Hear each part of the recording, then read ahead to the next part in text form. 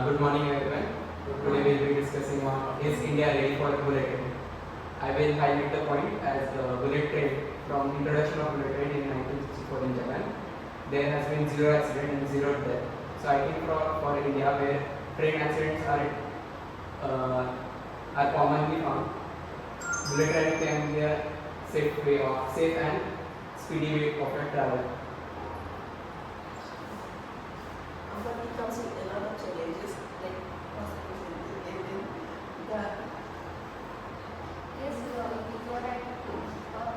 Mumbai and Ahmedabad could immediately estimating cost over 1.11 lakh crore rupees. It is time to spending such a huge amount when we still struggle for basic healthcare and road issues.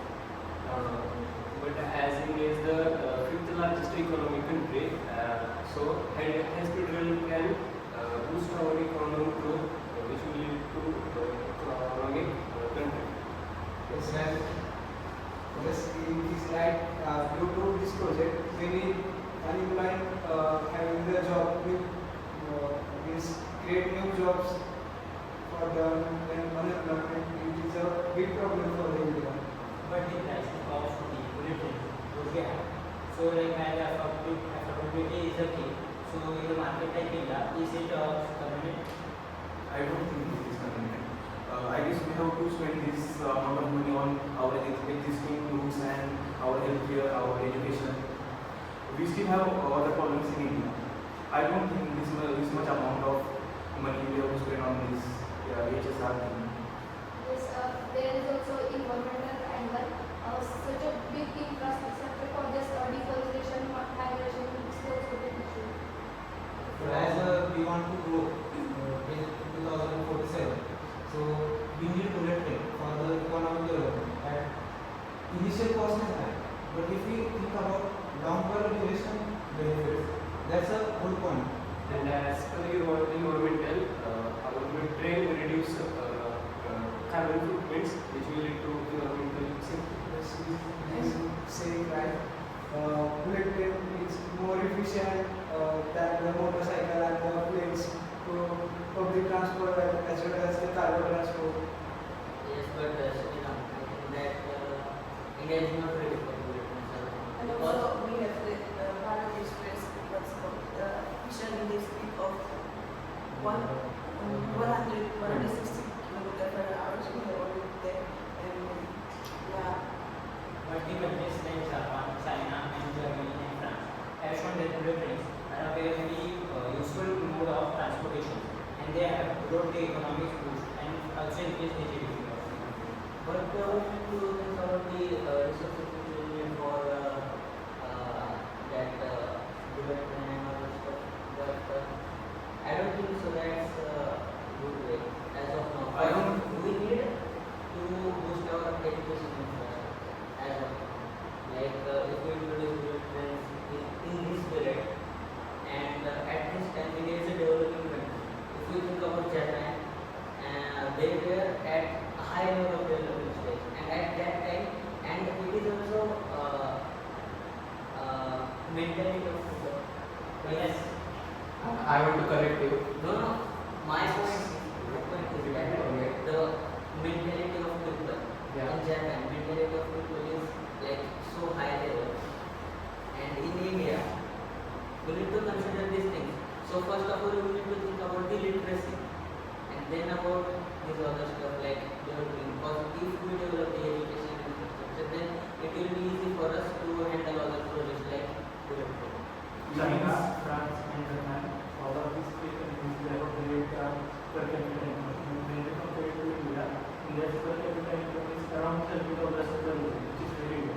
So Indian people can't afford bullet train. And bullet train is specifically designed to serve the elite people in India, not the common masses. Yes, your point is right. This was also to consider. Yes, but the ticket price of is increasing.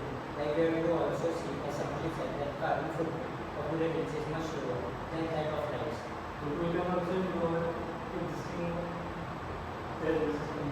But like when we see the travel time, like for we have to go from Mumbai to Ahmedabad, it's almost 6 to 7 hours for our Vande Bharat train. And for flight it is for 2 hours. just for Mumbai to Ahmedabad for his business, and that the same prices of the flight and that of the bullet train would be same, then he also travel from the bullet train, and that will also reduce the carbon footprint. So we are here talking about masses, common people. Everyone can't afford that. And India is also criminal to criminal. Everyone can't afford. India is also experimenting with hyperloop. It's an indigenous technology at IIT Madras. So through the introduction of bullet train, we can see other possibilities like hyperloop, which can be also affordable because it uses less electricity. But as Arun said, that the price is the issue. But like many people in India also travel from the flights at which may be of the same as the fare of the bullet trains. But we have current existing infrastructure of air travel now. We don't have infrastructure for bullet trains and But it will also boost the GDP of country as like bullet trains are more of like attraction. Like many people will try like for example Vande Bharat. And Vande Bharat came, many people prices are like 1,000 rupees minimum. But like many people try to travel because then it increases the experience. It justifies the prices. Safety also. Bullet trains use more safety and comfort other than other trains, and bullet trains have strong safety records, which will attract people for travel. And if more people are going to use the bullet trains, then obviously the prices can be lower of the ticket Okay, prices. first of all, we have to consider your purchasing power.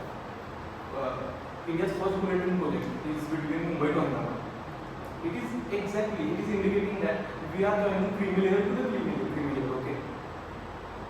We can't build this route in everywhere and in countryside region. Yes, as the budget for this project from Mumbai to Ahmedabad is around 1.1 lakh crore. And India is a revenue point, is the fourth largest revenue point in the world, approximately 67,000 kilometers. If we want to scale this up to this level, can we imagine how much money we need? Is it right to put this much amount of money into just developing project rather than fixing our existing problems? Yes, I think you are completely right. But like we can use the public-private partnership model in which the private players will also invest a huge amount of the money, and the load on the governments will eventually decrease. Then again it comes to the purchasing power now. If they are investing, that means they have to take returns. Right now, Japan has invested in this Mumbai project, but they have not invested. It is a loan. They have invested at the rate of 0.1% per year, and we have to pay it within the next 50 years. So it's already such a financial burden on India. But And we we might are talking about inviting other private players into this game. So it will put again other sector on economy.